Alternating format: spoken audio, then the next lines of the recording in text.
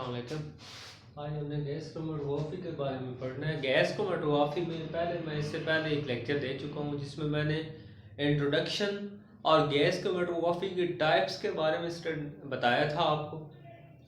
और इस लेक्चर में मैं आपको स्पेसिफिकली कैरियर गैस या मोबाइल फेज के बारे में बताऊंगा।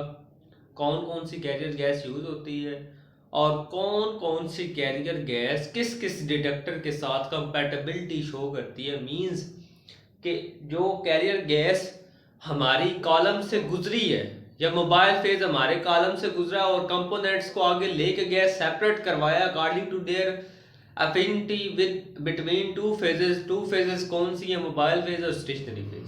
जो उस कैरियर गैस के कंपोनेंट को उसने सेपरेट किया है, ठीक है, वो आगे जाके डिटेक्टर पे जाके गिरा है। अगर वो डिटेक्टर के साथ उसका रिस्पांस ही नहीं होगा मोबाइल फेज का या कैरियर गैस का, तो हमारे पास क्रोमेटोग्राम कहाँ से मिलेगा। ठीक है, अगर आपने कैरियर गैस ही ऐसी यूज कर ली है जो कि सल्यूट या इलुएंट है, उसको आगे लेके जा रही है और जाके डिटेक्टर पे वो डिटेक्टर के साथ उसका कोई रिस्पांस नहीं शो हो रहा, तो फिर हमारी सेपरेशन करने का फायदा क्या जब हमें रिजल्ट ही नहीं मिलना।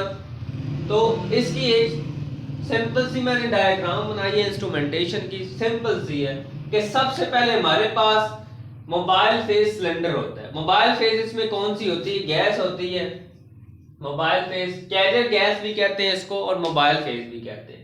कैरियर गैस मोस्टली यहाँ पे मोस्टली हीलियम यूज होती है।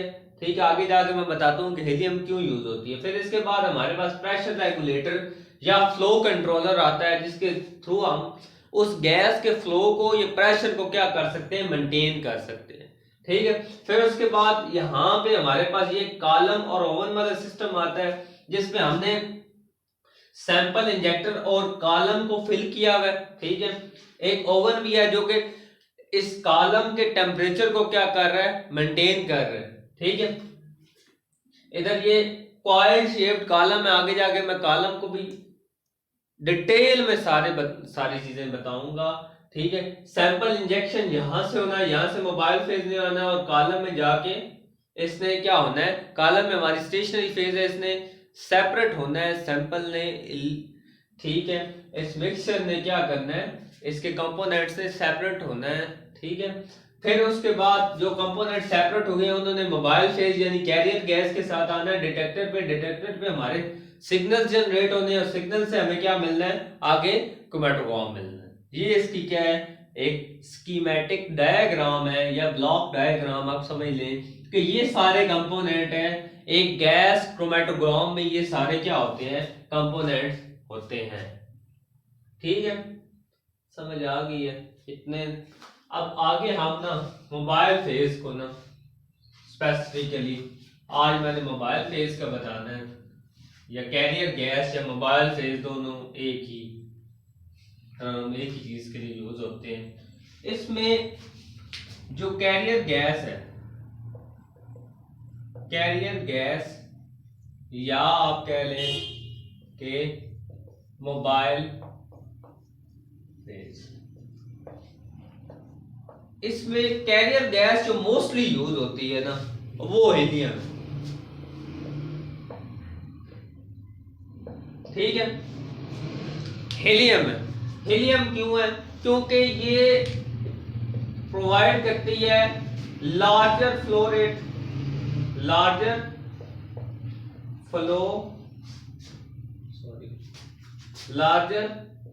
रेट, मींस कि यहाँ पे वो मोबाइल फेज का जो प्रेशर है उसका मसला नहीं बनता, जो फ्लो रेट है उसका नहीं मसला बनता, और सेफर है, इजी टू यूज है।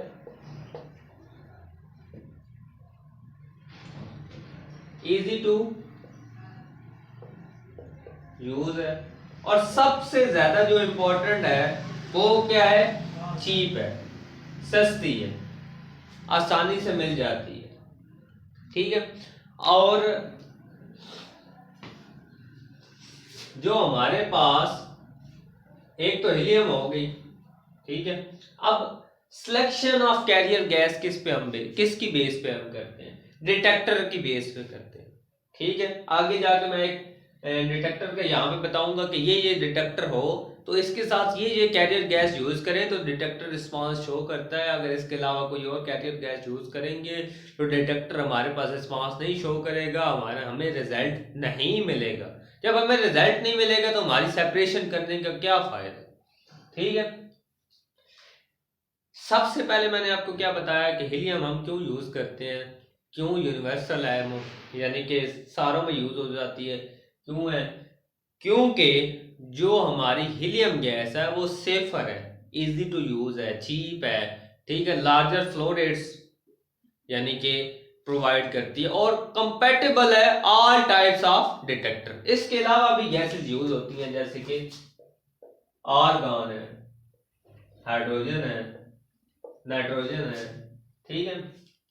इसके अलावा भी गैसेस यूज होती हैं जिसमें आर्गन है, तमाम की तमाम गैसेस क्या होंगी, इनर्ट होंगी, ठीक है, जो कि केमिकली रिएक्शन नहीं शो करे, ठीक है। स्टेशनरी फेज भी केमिकली इनर्ट होगी और मोबाइल फेज भी केमिकली इनर्ट होगी, क्योंकि अगर केमिकली इनर्ट ना हो तो वो रिएक्शन कर दे।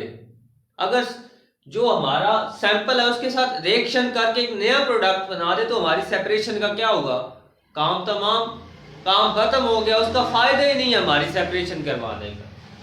ठीक है, ये कब यूज होंगी, ये तब यूज होंगी जब हमारा कोई ऐसा डिटेक्टर आ जाएगा जो कि हीलियम के साथ रिस्पांस नहीं शो करेगा बल्कि इन तीनों में से किसी एक, हमारी कंपैटिबिलिटी विद डिफरेंट डिटेक्टर और हमारे जो है डिफरेंट जो उनसी कंडीशंस आ जाती हैं, चॉइसेस आ जाती हैं, ठीक है, नीड्स आ जाती हैं, उसमें ये हम तीनों गैसेस भी यूज कर सकते हैं। ठीक है, उसके अलावा जो हमारी गैस होनी चाहिए, अब जो हमने कैरियर गैस या मोबाइल फेज यूज करनी है वो सबसे पहले आपने बात ये इंश्योर करनी है कि क्या वो केमिकली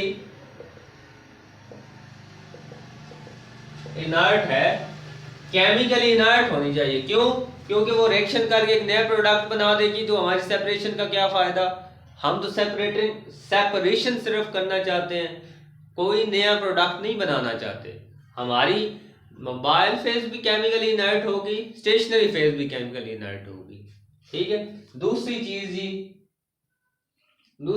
ये है कि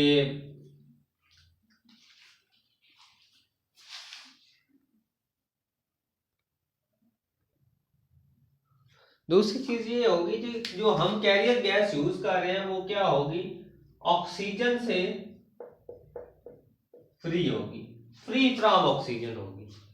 ठीक है, एक तो बात ये होगी। अब यहां तक हो गया काम। इसके बाद जो हमारा कैरियर गैस जो मैंने सिलेंडर बनाया था उसके साथ एक सिस्टम होगा, एक सिस्टम अटैच होगा जो कि जिसको हम कहेंगे मॉलिक्यूलर सीव, जो कि हमारे वाटर वेपर्स,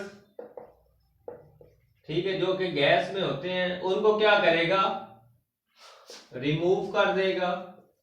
ठीक है, नंबर टू वो क्या करेगा जी काम, वो अदर इम्प्योरिटीज अगर आ रही हैं, कोई इम्प्योरिटीज आ रही है तो उसको भी क्या कर देगा, इम्प्योरिटीज को भी क्या कर देगा, रिमूव।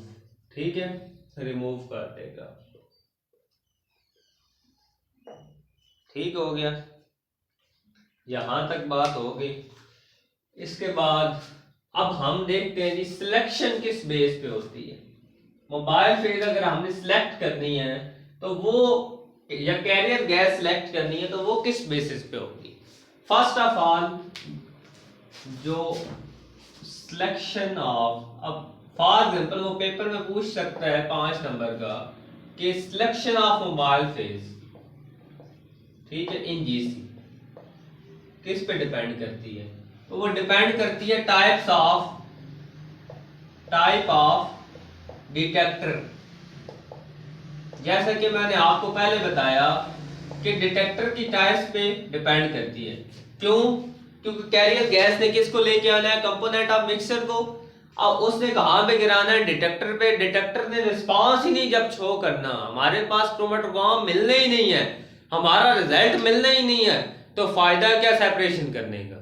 ठीक है, अब टाइप ऑफ डिटेक्टर पे डिपेंड करेगा। अब डिफरेंट टाइप्स हैं, जैसे कि सबसे पहला है हमारे पास, ठीक है, इलेक्ट्रॉन कैप्चर डिटेक्टर। कौन सा है? Electron capture detector. ये हमारे पास यूनिवर्सल, ठीक है, इसमें तमाम गैसेस यूज हो जाती हैं, हीलियम भी यूज हो जाती है, ठीक है, नाइट्रोजन भी यूज हो जाती है, हाइड्रोजन भी यूज हो जाती है और आर्गन भी यूज हो जाती है। ठीक है, हीलियम, हाइड्रोजन, आर्गन और नाइट्रोजन भी। ठीक है, इसको हम ECD भी कहते हैं। ठीक है, इसी तरह हमारा अब दूसरा डिटेक्टर है, पहले आप एक दफा देख लें। दूसरा अब डिटेक्टर हमारे पास किस पे डिपेंड कर रही है? टाइप्स ऑफ डिटेक्टर के क्या आया कि कैरियर गैस उस डिटेक्टर जो उनसा हमने एंड पे लगाया है उसके साथ कंपैटिबल है। ठीक है, अब दूसरा हमारे पास क्या है? फ्लेम फोटोमेट्रिक डिटेक्टर या FPD। ये भी हमारे पास हीलियम, नाइट्रोजन, हाइड्रोजन और आर्गन चारों के लिए शो करता है। इसके बाद हमारे पास आ जाता है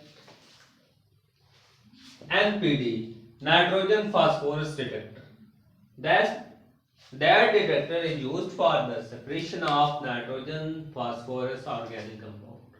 जो कि ऑर्गेनिक कंपाउंड होंगे उनमें नाइट्रोजन फास्फोरस होगा, उनके यूज किया जाएगा नाइट्रोजन फास्फोरस डिटेक्टर। ठीक है, NPD भी इसको कहेंगे। इसमें सिर्फ हीलियम एंड नाइट्रोजन यूज होंगे, बाकी इसके अलावा अगर आप कोई कैरियर गैस यूज करते हैं पीछे मोबाइल फेज तो फिर ये रिस्पांस नहीं शो करेगा। इसके अलावा हमारे पास 3 हो गए हैं। इसके बाद है जी thermal conductivity detector, TCD।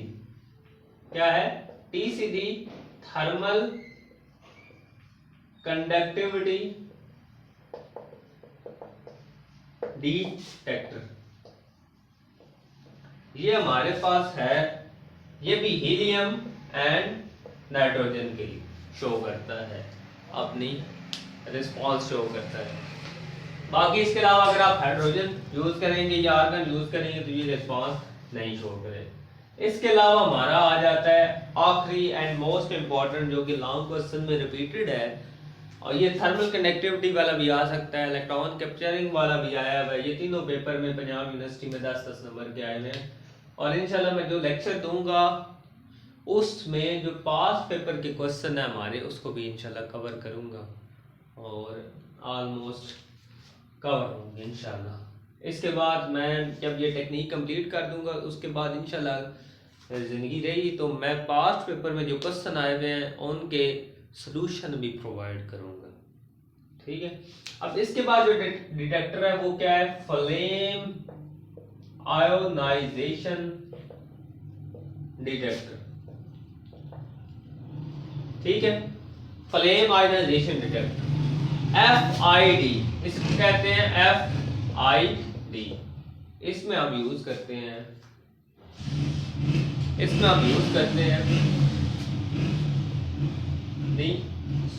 Nitrogen, helium and hydrogen. Nitrogen, helium and hydrogen, ये तीनों कैरियर गैस यूज करते हैं। और यही हमारे पास सिलेक्शन ऑफ मोबाइल फेज है जो कि किस पे डिपेंड करती है? डिटेक्टर पे। और मोबाइल फेज की करैक्टरिस्टिक कौन सी होनी चाहिए? First of all chemically inert होनी चाहिए, फ्री फ्रॉम ऑक्सीजन होनी चाहिए। ठीक है, रिएक्शन नहीं करना चाहिए, ना कि सैंपल के साथ रिएक्शन करे ना किसी और चीज़ के साथ रिएक्शन करे। स्टेशनरी फेज भी, मोबाइल फेज भी, जो कि कैरियर गैस कहलाती है गैस क्रोमैटोग्राफी में। कैरियर गैस या मोबाइल फेज, ये स्टेशनरी फेज भी क्या होनी चाहिए? केमिकली इनर्ट होनी चाहिए, इनका रिएक्शन नहीं होना चाहिए। और सिलेक्शन इसकी इसकी किस पे डिपेंड करती है, टाइप्स ऑफ डिटेक्टर पे, आपके डिटेक्टर कौन सा यूज़ कर रहे हैं। ठीक है, यहाँ पे हमारा जो कैरियर गैस है वो कवर होता है इंशाल्लाह नेक्स्ट लेक्चर में मिलेंगे। ये हमने इंस्ट्रूमेंटेशन अब स्टार्ट की है, इंस्ट्रूमेंटेशन एक एक स्टेप करके, स्टेशनरी फेज, कॉलम, डिटेक्टर्स, ठीक है, सारे कवर करेंगे इंशाल्लाह। जो पास पेपर के क्वेश्चन है वो भी मैं इंशाल्लाह एड्रेस करूंगा, उनको भी, जो पंजाब यूनिवर्सिटी के हैं इंशाल्लाह। अल्लाह हाफिज़।